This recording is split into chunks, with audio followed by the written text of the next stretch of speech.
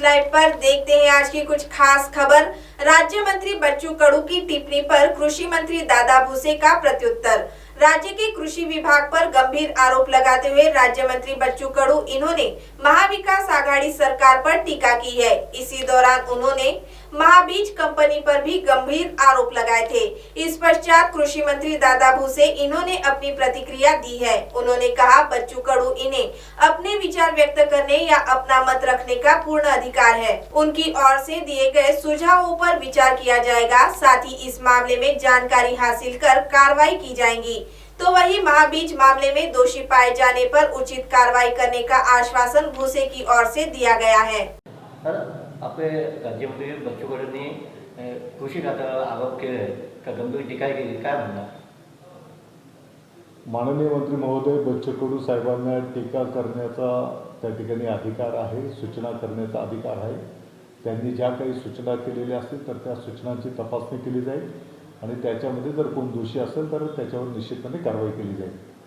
त्यांनी महाबीज संदर्भातही गंभीर आरोप केले का त्यांनी मार्केटमधून निष्कृष्ट दर्जाचे बीज खरेदी करून शेतकऱ्यांना दिले। याची चौकशी केली जाईल आणि तसं जर आढळून आलं तर निश्चितपणे कारवाई केली जाईल।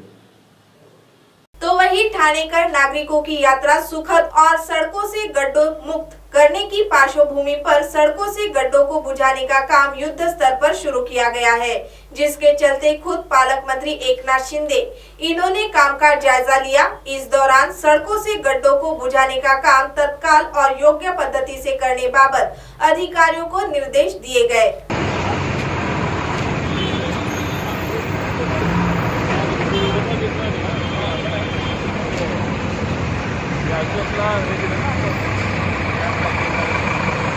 तो वही डॉक्टर नरेंद्र दाभोलकर हत्या प्रकरण के मुख्य सूत्रधारों के नाम घोषित करें। साथ ही इस केस की सुनवाई फास्ट ट्रैक कोर्ट में करे, ऐसी मांग भुसावल अंधश्रद्धा निर्मूलन समिति की ओर से प्रांत अधिकारी राम सिंह सुला ने इन्हें निवेदन सौंपकर की गई है।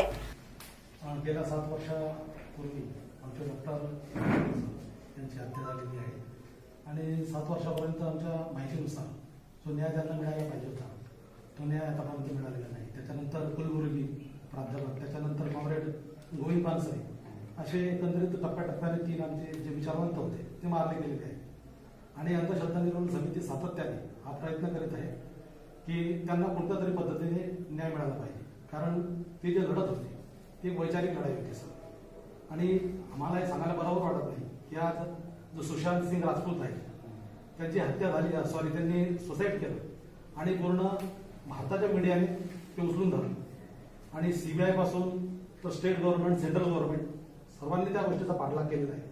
परंतु एवढे मोठे विचारवंत आमच्या देशामध्ये मारले जातात आणि त्यांना न्याय मिळत नाही, तर आमची ही मागणी आहे, रास्त मागणी आहे। आमचं हे निवेदन आपण सरकार दरबारपर्यंत पोहोचवतो ही आमची विनंती आहे।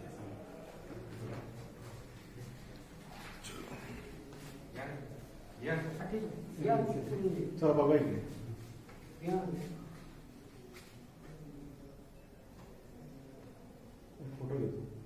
सर, आजच्या निवेदनाचं महत्व काय?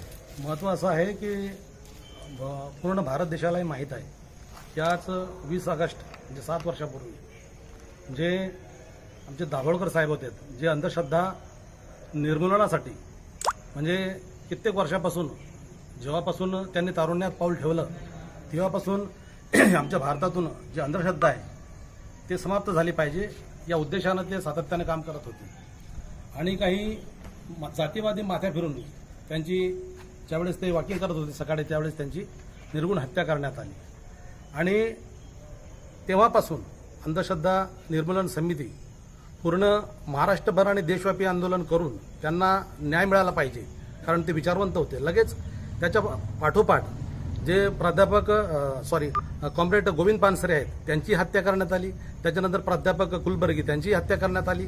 जे जे विचारवंत होते, जे समाजाला जोडण्याचं काम करत होते, या देशामध्ये समता, स्वातंत्र्य, न्याय आणि बंधुता म्हणजे संविधानिक जे मूल्य आहेत त्या मूल्यांच्या आधारस्तंभ त्या आधारावर ते काम करत होते। परंतु कुठेतरी संविधानिक जो पाया आहे तो कमजोर करण्यासाठी या विचारवंतांना निर्घृण त्यांची गोळ्या मारून हत्या करण्यात आली आणि तेव्हापासून अंधश्रद्धा निर्मूलन समितीच्या माध्यमातून आम्ही महाराष्ट्र लेवल आणि भारतामध्ये हे आंदोलन आम्ही सातत्याने करणार आहोत आणि याच्या पुढेही लॉकडाऊन आहे हे आम्हाला माहीत आहे, तर त्या पद्धतीनं लॉकडाऊनच्या नंतर आमचं हे जे आंदोलन आहे हे व्यापक स्वरूपाचं असेल. आता काय मागणी केली आपण? आम्ही त्यांना जे प्रांत कार्यालयामध्ये जे आम्ही निवेदन दिलं त्यांना ते सांगितलेलं आहे की सुशांत सिंग राजपूत मला माहीत आहे की एक चांगला अभिनेता होता, प्रश्न तो नाही आहे, परंतु आमच्या भावनाही त्यांच्याशी जोडलेल्या आहेत, त्यांनाही न्याय मिळाला पाहिजे. परंतु ज्यावेळेस एखादा अभिनेताचा जर हत्याही होत नाही, तो फक्त सुसाईड करतो आणि भारताची संपूर्ण मीडिया, पूर्ण महाराष्ट्र आणि पूर्ण देश त्या आज कंटिन्यू जर तुम्ही चॅनल ओपन केले तर जिकडे तिकडे सुशांत सिंग राजपूत, महाराष्ट्र लेवलवर सुशांत सिंग राजपूत, तिकडे इंडिया लेवलवर सुशांत सिंग राजपूत.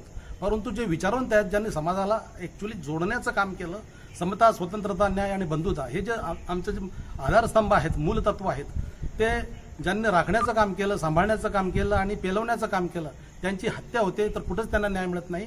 तर हा आमचा उद्देश होता की हे आम्ही सरकारला हे आमचे जे विचार आहेत त्यांना त्यांच्यापर्यंत पोहोचवण्याचं आम्ही हे काम केलं. अब आप हमारे चैनल को ऐप पर भी देख सकते हैं। प्ले स्टोर में जाकर MNS हिंदी लिखें और ऐप डाउनलोड करें।